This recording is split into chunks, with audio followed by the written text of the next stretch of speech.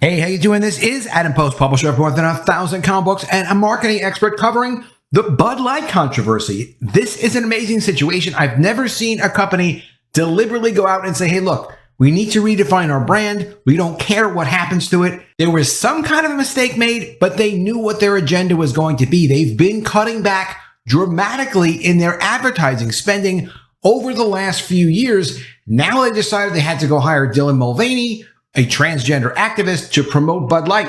And I'll do plenty of these Bud Light videos when it's appropriate, when it's possible. I always include one of the models that are normally associated with Bud Light as opposed to Dylan Mulvaney. No offense to Dylan, but this is what Bud Light is to me. It's what it's always been for decades. It's how they've promoted it. In fact, Bud Light, of course, founded by Budweiser in 1982, was just following the tradition of Budweiser, which has been using women to promote their Budweiser beer since the 1800s. But now there's a price to pay. The bill has come due. This is coming from Barron's. Bud Light sales have fallen 26% as the transgender backlash worsens. Is it a transgender backlash? Really, it's more of a backlash of customers feeling very uncomfortable with the brand. The brand stands for something. Every major consumer brand has associations with it built up over time. And those associations are paid for by the company, but they're also then paid for by the customer who goes and purchases the product. This is what Budweiser got from their customer base and what they owed their customer base in terms of brand loyalty. There's brand loyalty from a customer to a manufacturer, but there should also be loyalty from a manufacturer to a customer. And the customers were absolutely shocked when they saw what Budweiser was trying to do. It wasn't just about one can. They know that Dylan Mulvaney was out there promoting a new image that was, let's face it, a divisive image. Let's get into this article. Before we do, please be sure you are subscribed to the channel. Click the bell for notifications. Give me a thumbs up. I really appreciate you guys. So Barron's is a financial publication. It's a weekly, very, very well respected. It's a lot like the Wall Street Journal. It usually does stories that are a little bit more in depth than the Wall Street Journal. The Dylan Mulvaney controversy continues to hurt Bud Light. The Beer Business Daily reported Sunday that Bud Light's off-premises sales volume, the amount of beer sold outside of restaurants and bars, so not from pours, but from physical product like six-packs, cases, things like that, was down 26.1% from a year earlier in the week ended April 22nd based on scan data. Now, this is data that is collected when merchandise is sold by stores. This isn't coming from Budweiser. The industry publication is Beer Business Daily, and this is something that if you're a beer distributor, if you're someone who's a player in the beer industry, you're going to subscribe to a publication like this. It's not for consumers. It's for people that are in the business of beer, or in the case of Barron's, if you're in the business of business and finance. Now, we've heard originally of a 17% drop. This was going back to April 24th. As I'm doing this video, it's only May 1st. This is a massive drop to go to 26%.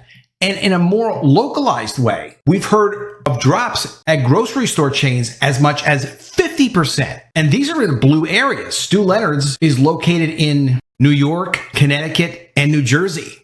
Those are not red states. There's a severe, severe collapse of the sales of Bud Light. And we kind of know why. People don't trust the brand and they can easily buy something else. They don't need to support something where they feel like their customer loyalty was violated. So far for the year, Bud Light volumes are down 8%. Now we're only in May. So collectively for the year, it's going to get worse and worse.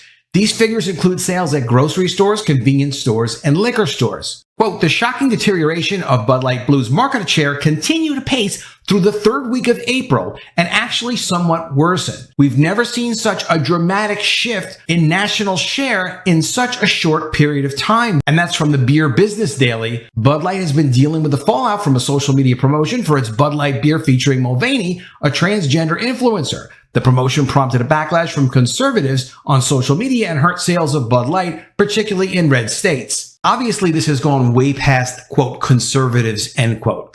These are people that just don't feel like their brand loyalty has been respected. And also, we've not seen this in consumer products before. This is the first collapsing consumer product with all the woke agenda stuff. Star Wars has done badly. Marvel has done badly with their films and such. The merchandise, if you're not aware, the merchandise sales for Marvel have been terrible. The toys used to sell off the shelves. They've been terrible because they're not focused on their key characters anymore, and their treatment of their superheroes is terrible. But Disney has multiple brands, so they're able to kind of do a little less here, do a little less there, and kind of average out their numbers a little bit. Even so, they've had to cut back dramatically on their Marvel movies, and they've cut back on the Star Wars movies so much that there hasn't even been one since 2019.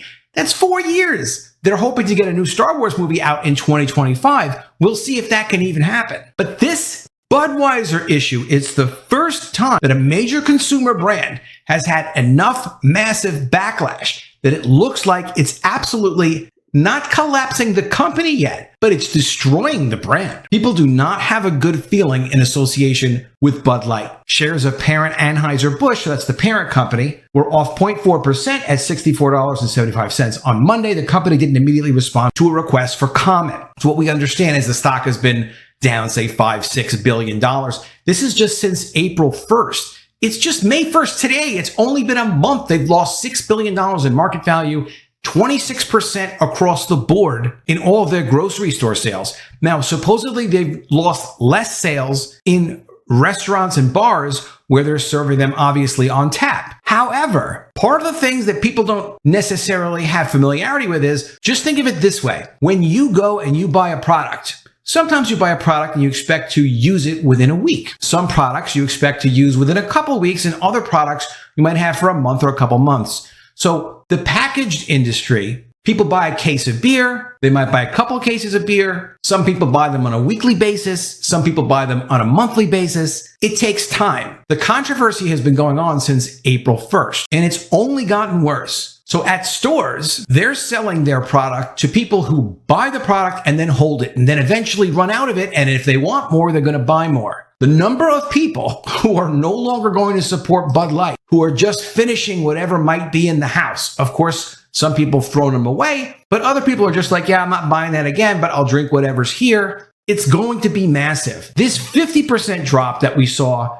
at Stu Leonard's, this grocery chain, is probably more where this brand is headed, at the very least, if not worse. The problem is the lack of popularity and the negativity associated with the brand is so bad that people look at each other funny. Check this bar in Indiana out. From the New York Post, Indiana bar backtracks on vow to toss patrons who criticize Bud Light or Dylan Mulvaney. So this bar in Indiana told their customers, you're not allowed to criticize Bud Light. You're not allowed to criticize Dylan Mulvaney. So they were going to control speech in their bar. Well, what do you think the customers said? The customer said, the hell with you. We don't need to go to your bar. We can go to whatever bar we want to. You're not going to tell us what we can and can't talk about. This is something that's popular in the culture right now. That'd be like saying, hey, we're not going to allow you to talk about politics. A lot of people talk about politics, but even more so if you're in a bar. It's pretty obvious this is a permanently damaged brand, and it's not the kind of company that's going to bounce back and recover. An interesting case by a company that was able to bounce back and recover was Goya. So the CEO of Goya praised President Donald Trump at the time. And this marketing analyst said the patterns are very similar to the boycotts from Goya because liberals stopped buying Goya beans and Goya products. The boycott of Goya really didn't last. It was just a couple of weeks. So the marketing experts are saying, oh, people will just buy Bud Light again in another couple weeks. But the reality is there are close substitutes for Bud Light, and there aren't close substitutes